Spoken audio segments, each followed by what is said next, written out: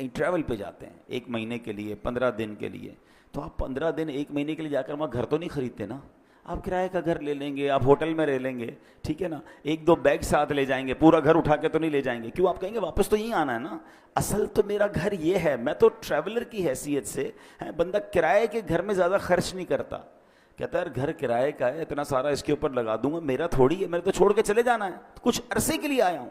کراچی میں بھی کچھ لوگ ایسے ہوتے ہیں جو دیگر شہروں سے جاب کرنے آتے ہیں, کاروبار کرنے آتے ہیں, مگر اصل ان کا دھیان کیا ہوتا ہے کہ میری فیملی گاؤں میں ہے یا فلاں علاقے میں ہے, میں نے وہاں جانا ہے, میں نے گھر بھی بنانا ہے تو وہاں بنانا ہے, کیونکہ میرا مستقل ٹھکانہ یہ نہیں ہے. دنیا میں یہ ساری لاجک سمجھ آتی ہیں, مگر یہ کیوں نہیں سمجھ آتا کہ ایکچولی یہ پوری دنیا ہی میرا ٹھکانہ نہیں ہے.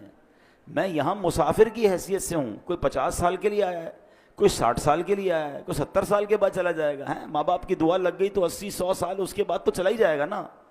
وہاں 25-50-100 سال کی کہانی نہیں ہے.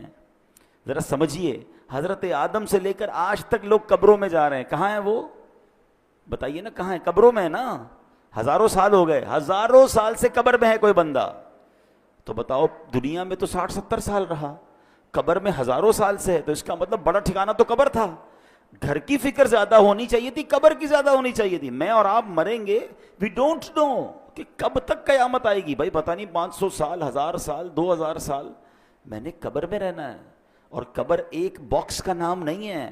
یہ غیر مسلموں کا عقیدہ ضرور ہوتا ہوگا کہ جناب بندہ قبر میں جائے اور اس کے بعد اس کا فنش سب ختم. نہیں, ہمارا ایمان ہے کہ قبر میں حساب سوال بھی ہوں گے, قبر میں جناب عذاب اور جزا ہوگی.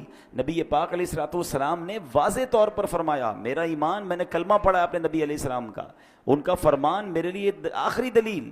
میرے آقا فرماتے ہیں جس کا مضمون ہے قبر 2 طرح کی ہوتی ہے, یا تو جنت کے باغوں میں سے ایک باغ ہوتی ہے, یا تو دوزخ کے گھڑوں میں سے ایک گھڑا.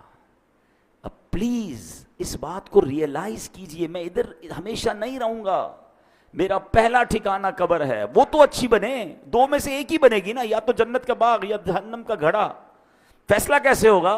فیصلہ اس لائف سے ہوگا کہ جو دنیا میں 50 60 70 سال گزار کر لائے, وہ ایسی گزاری کہ اللہ راضی, اس کے حبیب راضی, تو پھر تو جنت کے مزے ہیں قبر میں, پھر تو ٹینشن ہی نہیں ہے.